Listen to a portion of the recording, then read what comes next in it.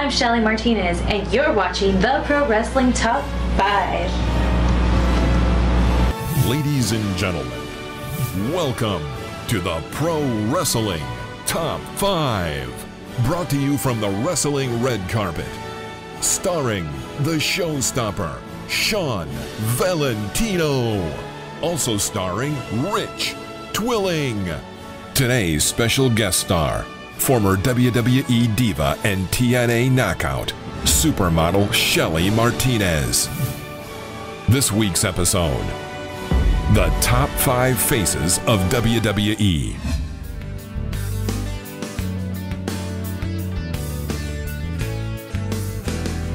Hi everybody and welcome to the Pro Wrestling Top 5. I'm your host Rich Twiling, alongside of course my good friend Shawn Valentino, the international playboy, the showstopper.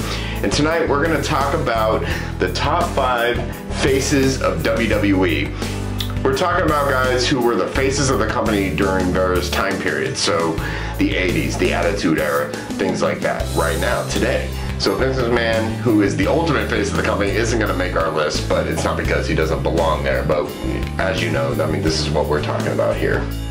And another disclaimer, we're going to limit our selections to the WrestleMania years. So you're not going to hear about Bruno Sammartino or Superstar Billy Graham. Right, and deservedly so, they belong there, but we're talking about WrestleMania 1 to now. So no George Hackenschmidt, nothing like that. We're going to go with the guys that everybody here recognizes, and we'll start with Shawn Valentino's number 5. And speaking of guys that everybody recognizes, I'm going to go with a guy that's going to be part of the WWE for as long as he lives, because he's married into the company. And like him or not, I think we all must agree that Triple H in many ways is the face of the WWE. He's the guy that you can always count on, that will always be there, because again, he's part of the family. He's a McMahon technically right now. And not only that, I think as of this airing. Exactly. I think over the years Triple H has gotten a lot of flack, some deserved, but I think that he didn't need to be married to Stephanie to be a huge star. Triple H is one of the hardest workers in the industry. There's been nobody, I would argue, maybe in the history of WWE, WWF, other than maybe Undertaker, that has had such a long run against such a wide variety of opponents. Right. Great wrestler, great promo. He's changed his persona numerous times. He's a good face. Successfully. I don't think he's a great face. I think he's a decent face. Great heel.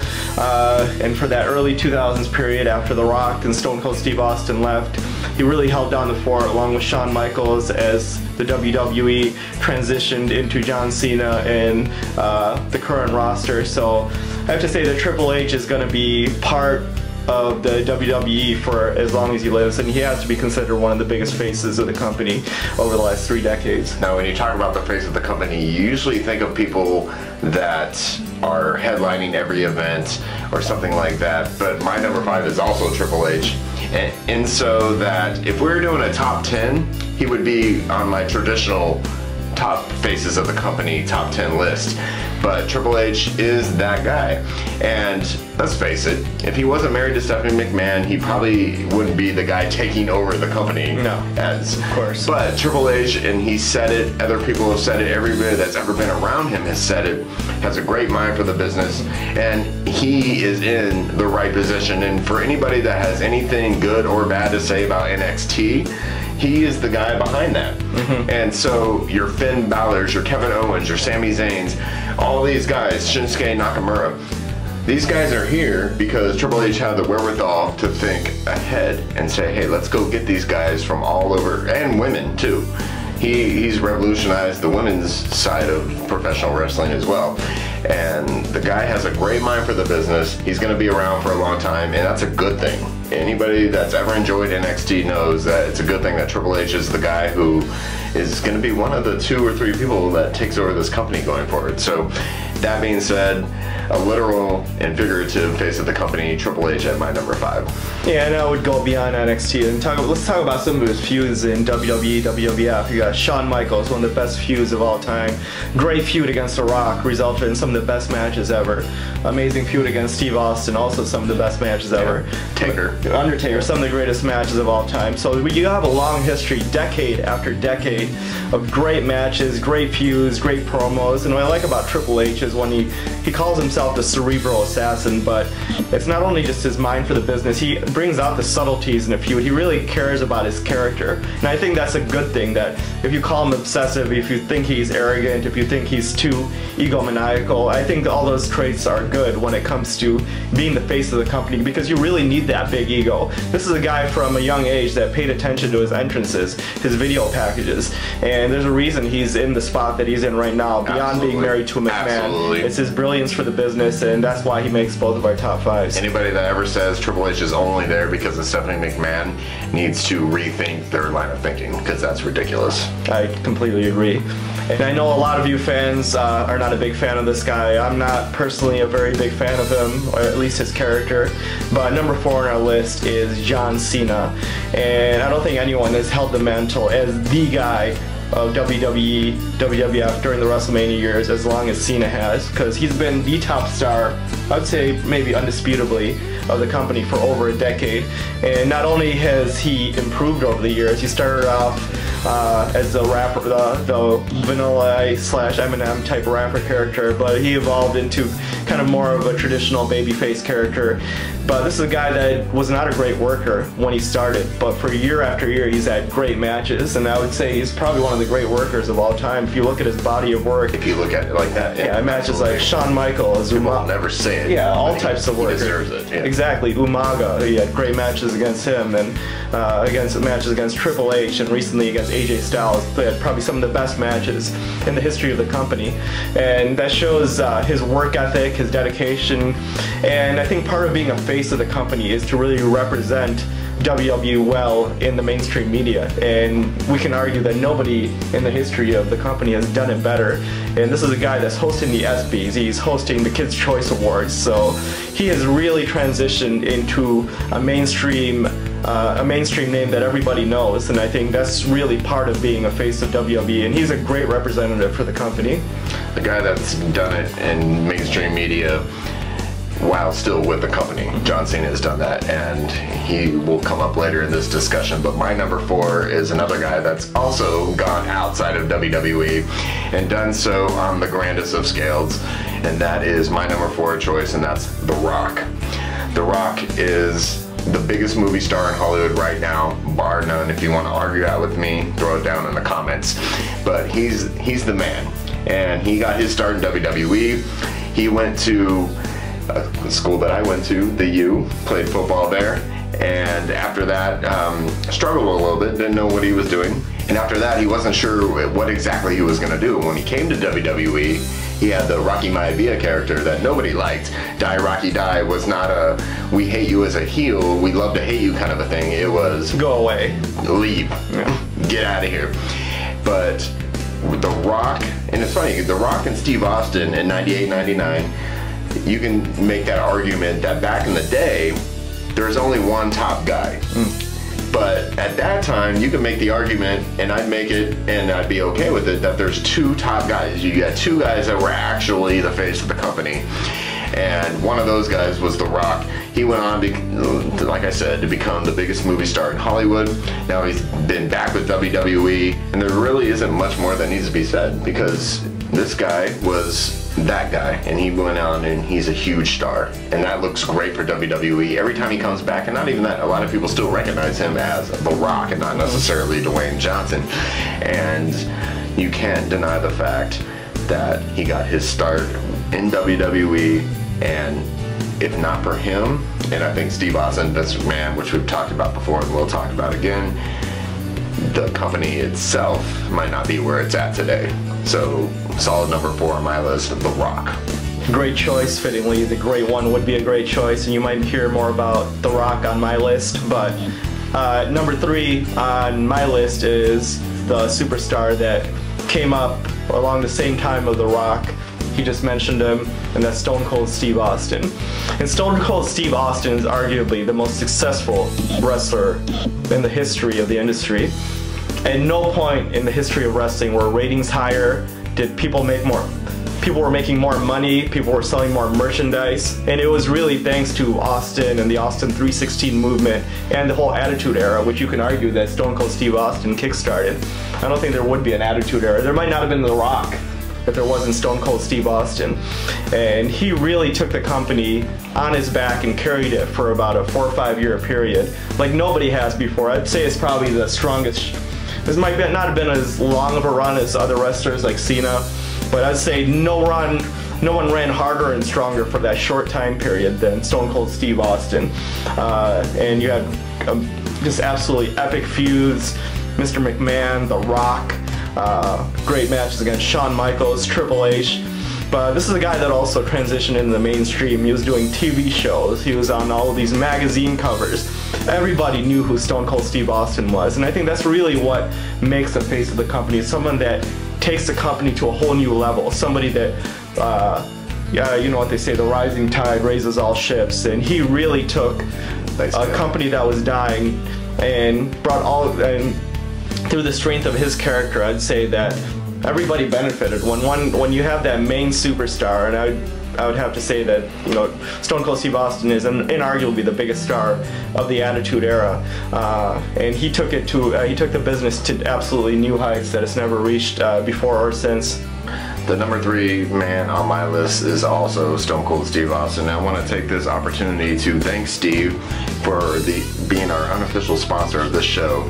It's the Broken Skull IPA from El Segundo Brewery. We enjoy one of these every single time we do this show. So Steve, cheers to you. Cheers. Now, in Steve Austin being my number 3, you made a great point, and I just want to kind of piggyback off what you were saying. You said that he put the company on his back and carried it. And I'm going to take it a step further in saying that he did that at a time where it had to be done. Because this wasn't, in 1996 through 1999 in there, it wasn't a time where both companies, and I'm talking about WCW and WWE, were just kind of making their money and going about doing their thing. No, they were in direct competition with each other, and that was apparent. And we all know about the Monday Night Wars. You can go watch it. But Steve Austin was doing it when it had to be done. Because if he hadn't done what he did, and if Vince McMahon hadn't done what he did with Steve Austin and The Rock who came later, we might not be talking about WWE to this day.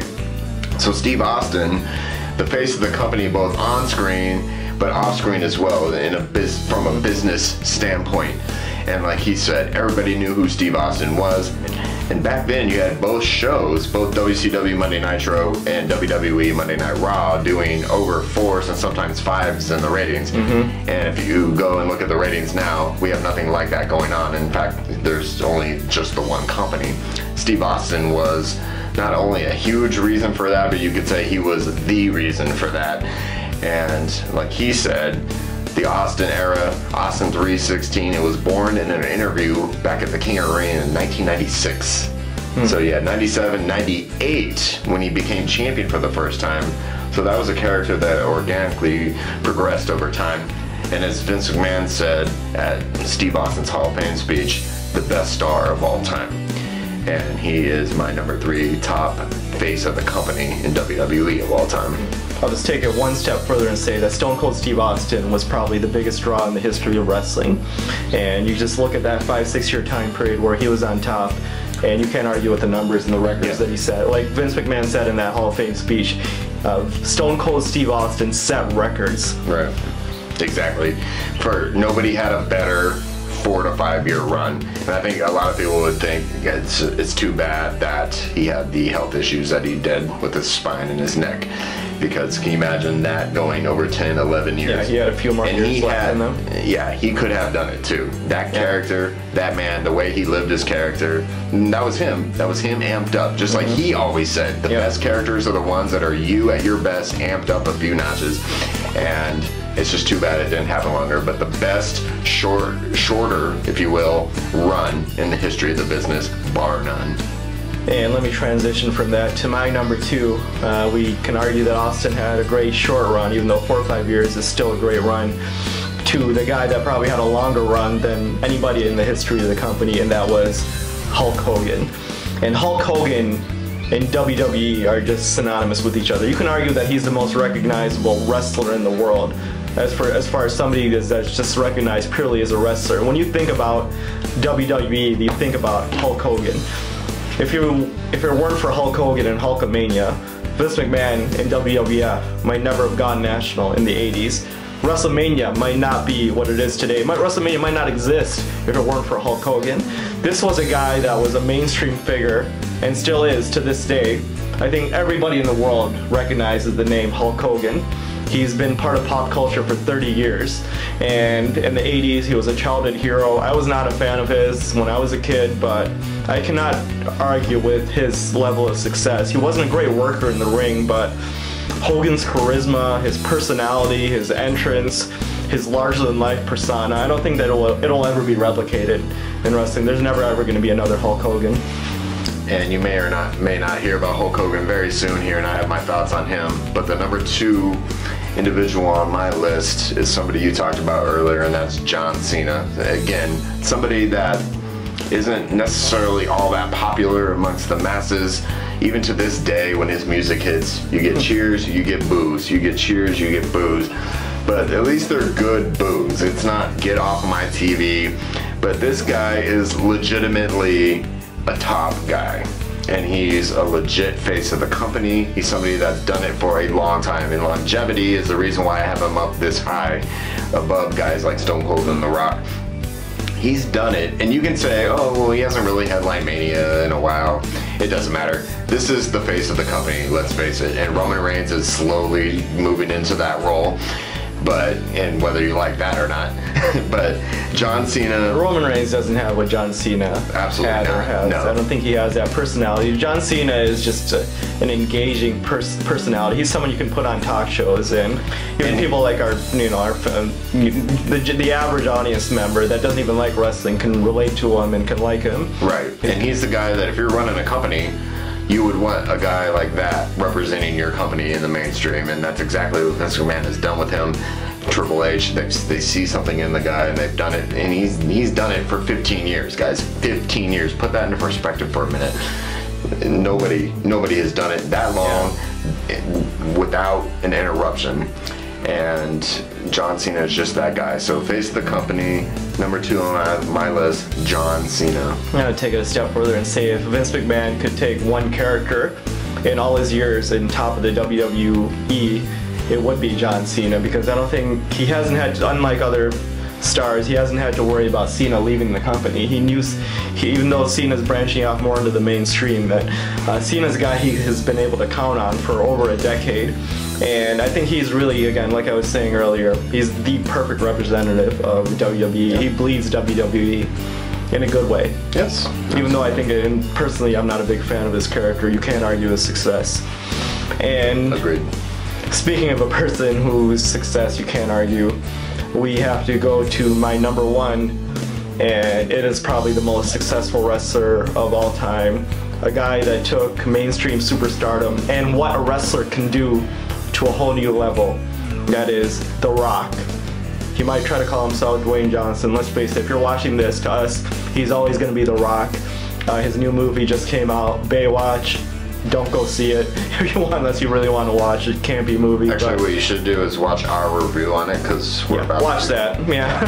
But I mean, what else can you say about The Rock? He's arguably the most famous, biggest pop culture star in the world right now. This is a guy that's talking about running for president. I don't think anyone even laughed when he said this. This is a guy that could probably win our presidency. He can win the presidency and do a good job with it, because he's an intelligent cat too. We're not just talking about a guy that looks good on camera and who has all these chops, action superstar, charisma, none of that. No, this guy, he's intelligent too. And that's why he's at the level he's at. And if he ran, he'd be ready.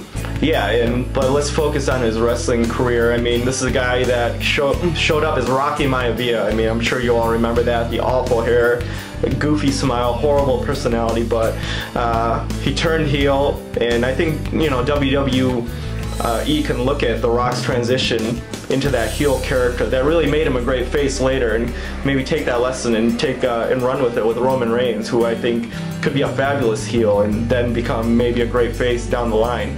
But The Rock even though he wasn't necessarily even the top star of his time, you could argue that Stone Cold Steve Austin was the star of the Attitude Era if you're going to have to pick one person. I think it's Cena and Yang. I think it's 1A. You got both of them. Yeah, you can. They're both there, but I don't think The Rock would have been who he became. I'll call a spade a spade. I think Austin really helped The Rock a lot with how he drove the whole popularity of wrestling up a lot just through that Stone Cold character and that transition to the Attitude Era. But I still remember seeing The Rock for the first time in '97, and he was with the Nation of Domination at the time. But with his facial expressions, his look, his promos, he just really stood up. He just jumped off the screen. And the really great ones, the Randy Savages, The Rock, the Steve Austins, the Hulk Hogans, you'd see him and you immediately know that this guy's a superstar. He might not be in that right personality yet, but this is a guy that is going to carry the company.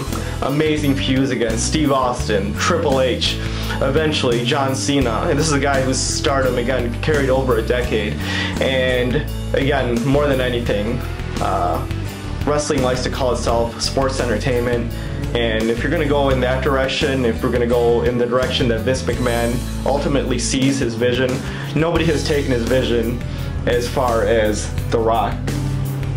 You talked before about Steve Austin owning his character and becoming his character and like amplifying that on screen. The Rock did that as well because he knew he left WWE for a little while and said, hey, I'm very, very good on the microphone. I'm great with my words. He came back, he pushed that, and then it developed into the heel Rock persona. Yeah. And that was something that made his career what it was. The beginning of that, the birth of that, something that when he was Rocky Maivia, nobody ever thought that would happen.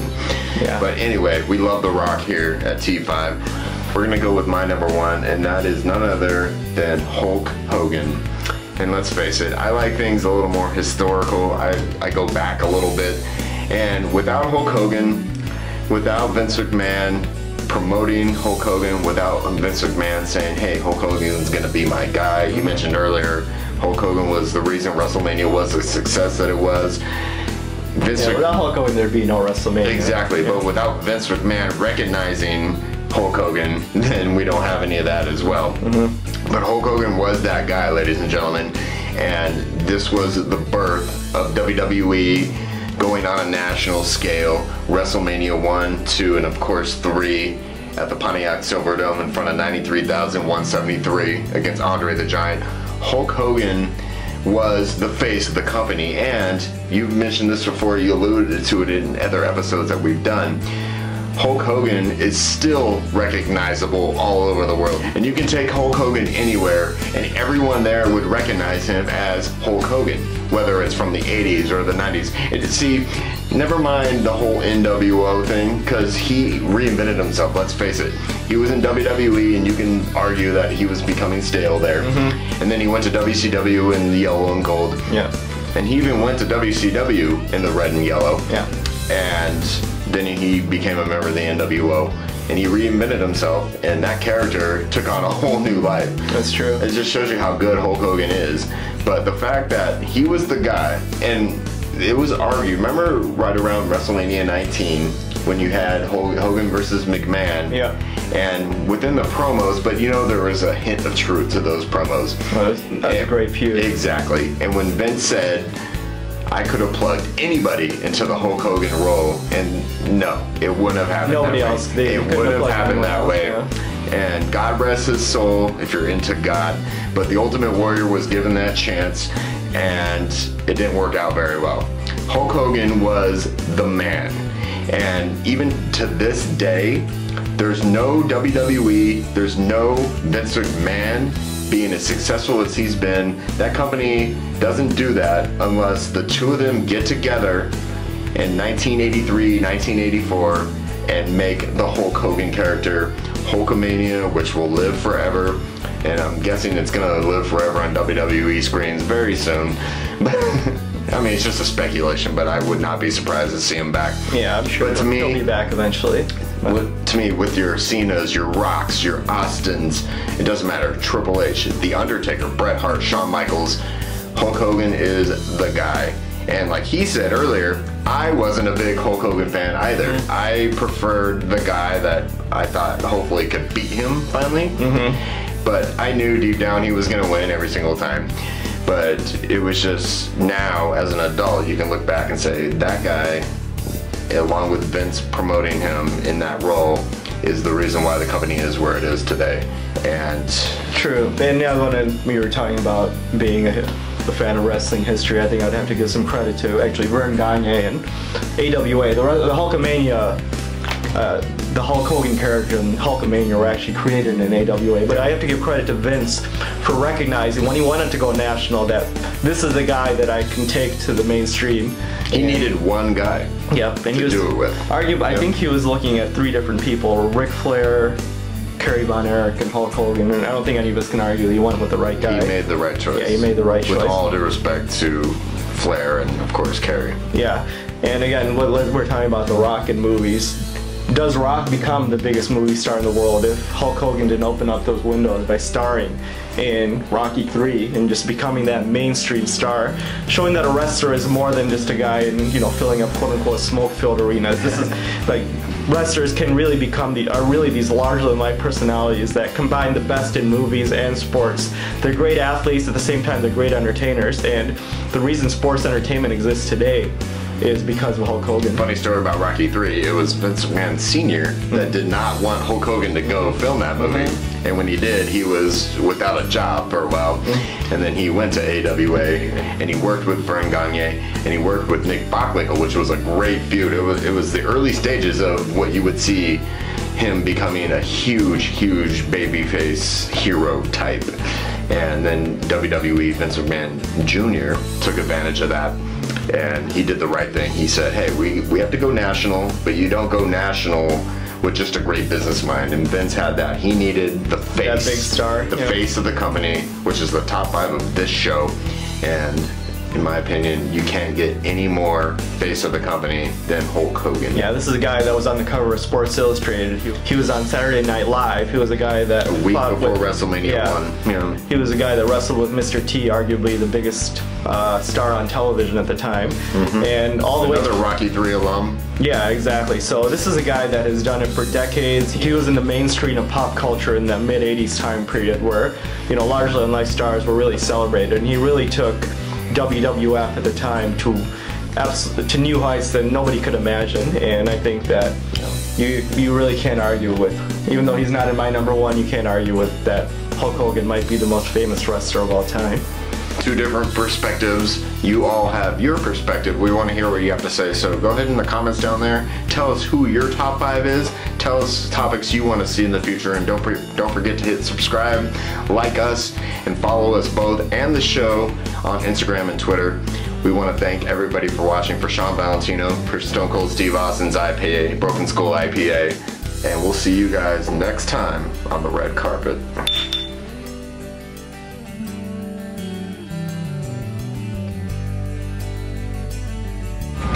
Thanks for joining us on the red carpet. Thank you for watching the Pro Wrestling Top 5. See you next week on the red carpet.